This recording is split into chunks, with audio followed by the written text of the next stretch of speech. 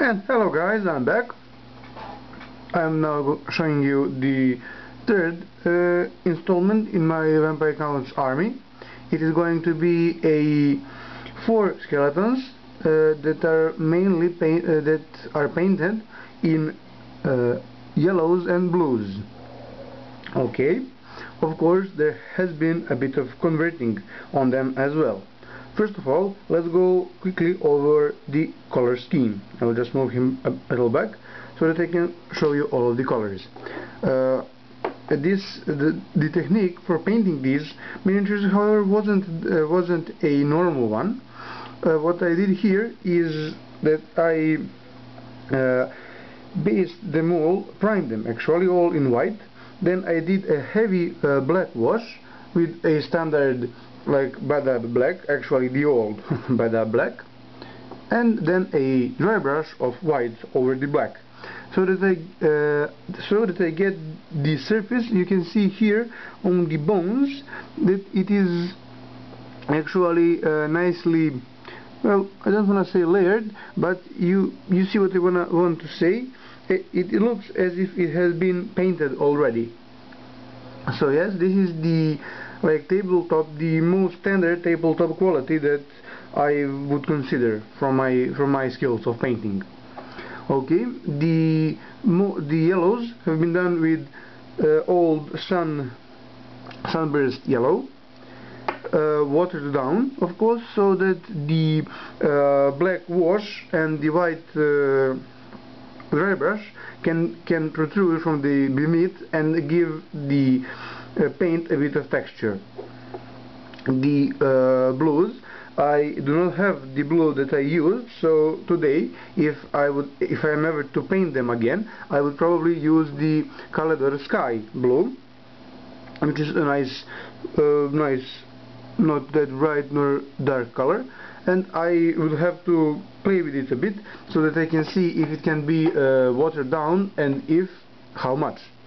Yeah, also for as I said for the beginning, the Badab black wash and the new ceramite white would be the colors, the color choice of me painting the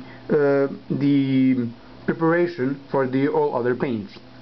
Next we have the boots, and you will see a a jacket on one of them is painted with the Vallejo Madara Coaba. I'm sorry, I really don't know how to yeah, work grain. It's painted with work grain.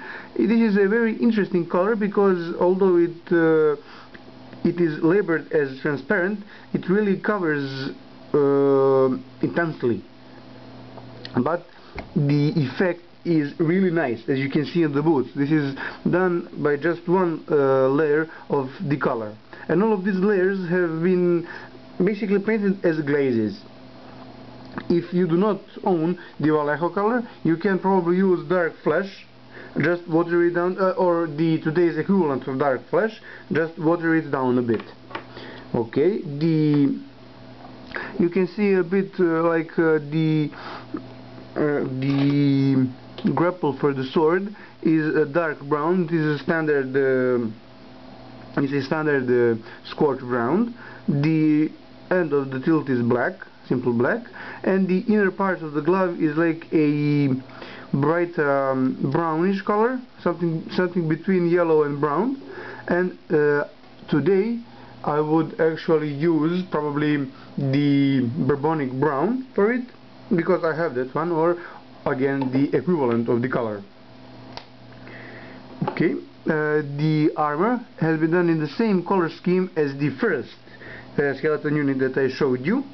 It is the colors that I would today use would probably be Rune's Fang steel for the base coat of the armor, then a wash of Cordelia green shade.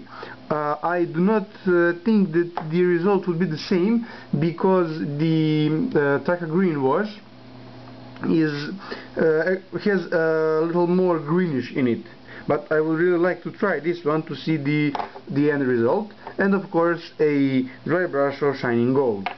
As I said, because these are my the lowest tabletop quality, I did not concern too much with the highlighting the certain areas of the armor again with the Runefang steel.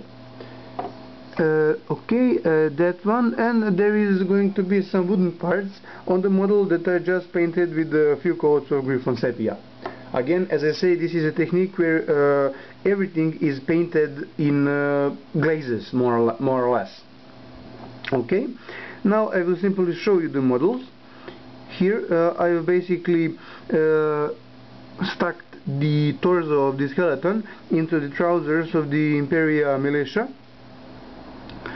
And I gave him, let me continue, complete the circle, and I gave him the fist from the, you can see here, I gave him the fist, so only because there is the limited number of left hands in the skeleton box set.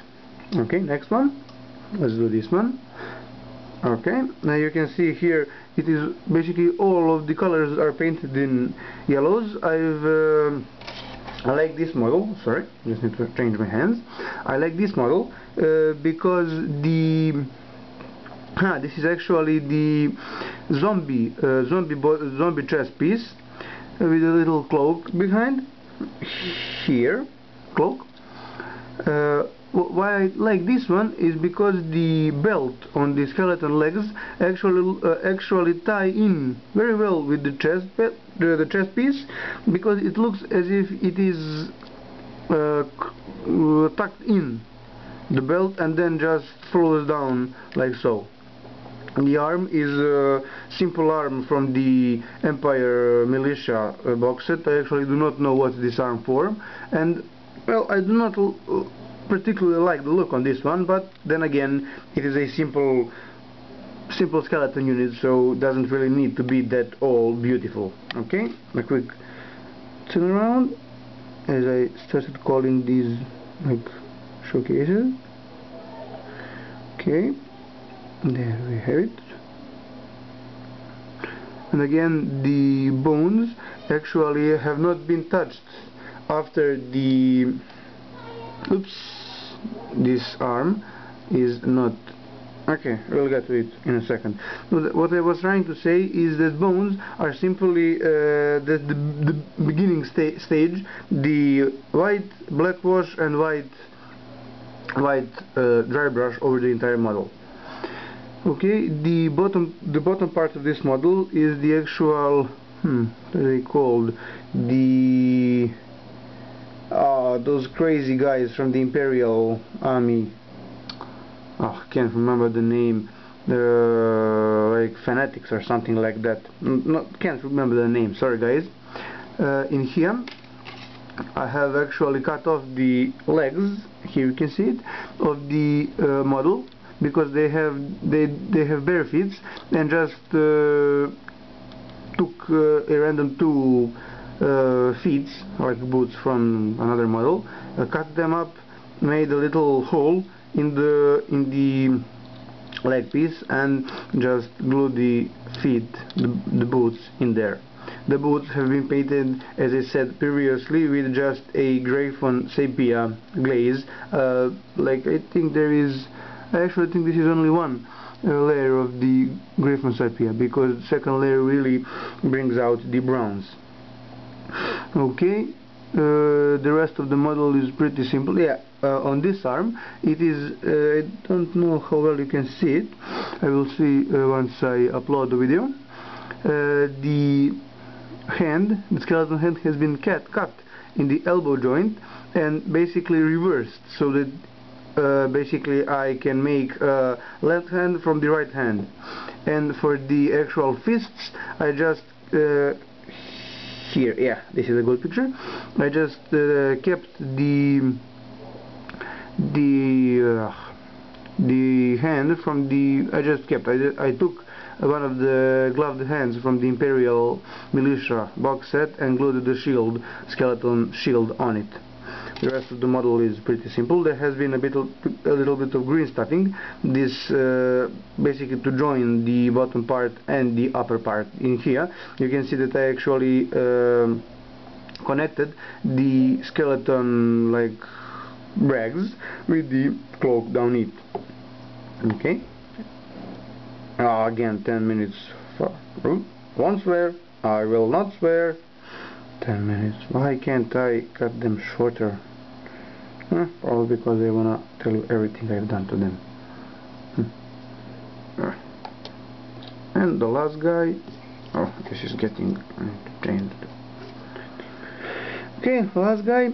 I gave him the entire musician arm from the Imperial box set, but I've put the skeleton end of the blowhorn blowhorn on the end so that it looks more skeletony. The body is a simple mix of the Empire, pardon, sorry guys, that means sorry on my language, the Imperial chest piece with the legs, and for the arm, because I simply could not find anything to put instead the left hand, I just decided to give him a hooked hand, just a piece of wire that was bent and glued into place. Okay, a quick turnaround. Again, as I said before, all of these paintings are actually glazes. I will stop on the flag part because I want to show you the effect that the simple glaze does over the already prepared base of white and black. And that's it for this model. Again guys, thank you for looking at this, comment, like, and if you want to subscribe. See you again soon.